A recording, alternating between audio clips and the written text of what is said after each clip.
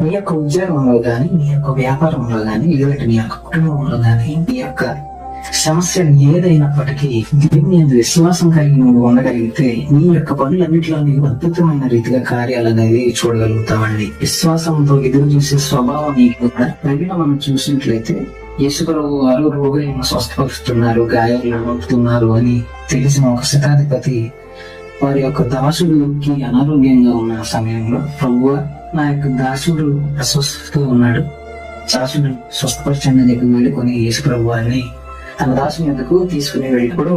యేసుప్రభు ఆ యొక్క దాసుడు ఇంట్లోనికి వెళ్ళడానికి చేస్తున్నప్పుడు, ప్రభువా మీరు మన మొహంలోనికి వచ్చుటకు నేనంత మాత్రం పాత్రను కాను,